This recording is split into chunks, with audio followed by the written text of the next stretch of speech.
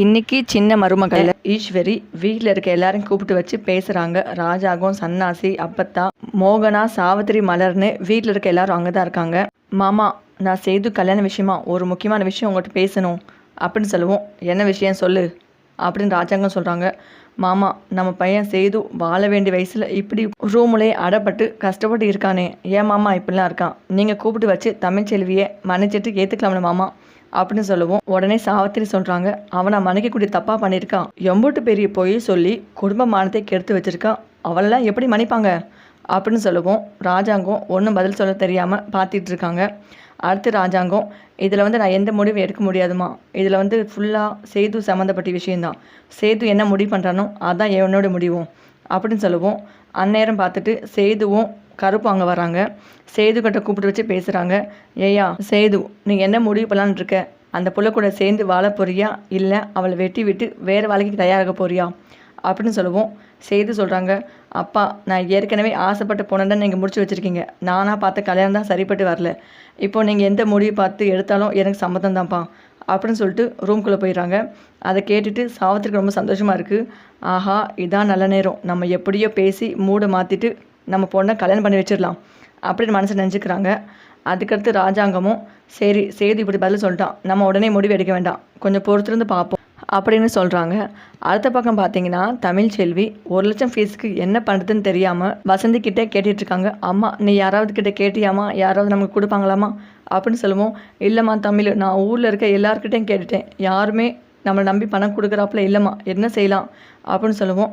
தமிழ்ச்செல்வி சொல்கிறாங்க, ஆமாம், எனக்கு ஒரு யோசனை வருது, அப்படி செய்யலாமா அப்படின்னு சொல்லுவோம். என்ன பிள்ளை யோசனை, நீ ஃபஸ்ட்டு சொல்லு அப்படின்னு கேட்குறாங்க. அம்மா, அது நம்ம மொய்விருந்து நிகழ்ச்சி நடத்தினா என்னம்மா அப்படின்னு சொல்கிறாங்க. உடனே அப்போ தான் சொல்கிறாங்க, அடியே கூறு இருக்கா உனக்கு, மொய்விருந்து நிகழ்ச்சி உனக்கு என்னன்னு தெரியுமாடி அப்படின்னு கேட்கும். என்னன்னு தெரிஞ்சு தான் நான் சொல்கிறேன் அப்படின்னு சொல்கிறாங்க. ஒன்றும் இல்லாதவங்க எல்லாம் முடிஞ்சு போச்சுன்னு நினைக்கிறவங்க தான் அந்த நிகழ்ச்சி பண்ணுவாங்க. நம்ம அப்படி பண்ணால் நம்ம குடும்பமானோம் என்னத்துக்கு ஆகும் அப்படின்னு சொல்லுவோம்.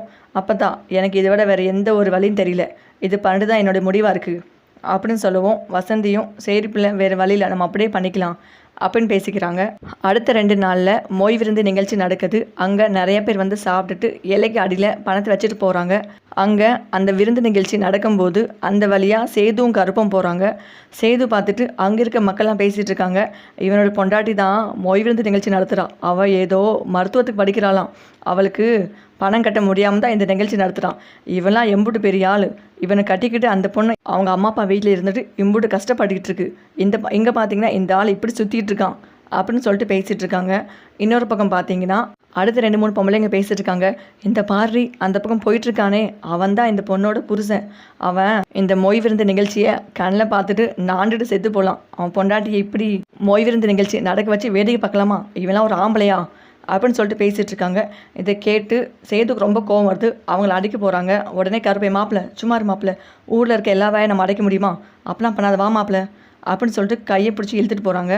வீட்டுக்கு போனதும் சேது ரொம்ப சத்தம் போடுறாங்க. ராஜாங்கம், என்னச்சியா அப்படின்னு கேட்கவும், அந்த தமிழ்ச்செல்விக்கு எவ்வளோ திமிர் இருக்கும், மொய் விருந்து நிகழ்ச்சி நடத்திட்டு அவள் ஃபீஸ் கட்ட போகிறாளாம், எவ்வளோ திமிர், நம்ம மான மரியாதை எல்லாத்தையும் வாங்கிட்டு இருக்கா அப்படின்னு சொல்லுவோம். ராஜாங்கம், வீட்டில் இருக்க எல்லாருக்கும் ரொம்ப அவமானமாக இருக்குது. சாவித்திரி இதெல்லாம் பார்த்துட்டு, ஒரு குடும்ப பொண்ணு இப்படி பண்ணுவாளாம், நம்ம குடும்பமானத்தை இப்படி வாங்கிட்டாலே அப்படின்னு சொல்லிட்டு புலம்பி தள்ளிகிட்ருக்கு. சேதுக்கு ரொம்ப கோபமாக வருது. இதை பார்த்து ஈஸ்வரி, இதுதான் சரியான நேரம். உடனே சேதுக்கிட்ட, சேது, இந்த அளவுக்கு ஒன்று அவமானப்படுத்தவளை நீ என்ன செய்யணும், அவளுக்கு ஒரே அடியாக விவகாரத்தை கொடுத்துட்டு அவள் அம்மா வீட்டிலே அவளை வை அப்படின்னு சொல்லுவோம். உடனே சேதுவும், அப்பா, சின்னம்மா சொல்கிறது கரெக்டு தான், நான் இப்போவே போயிட்டு வக்கீலை பார்த்து அவளுக்கு விவகாரத்தை நோட்டீஸ் அனுப்ப நான் ஏற்பாடு செய்கிறேன்ப்பா அப்படின்னு சொல்லிட்டு கிளம்புறாங்க. ஓகே வீவர்ஸ், அடுத்தடுத்து சின்ன மருமகளை இதுதான் நடக்க போகுது.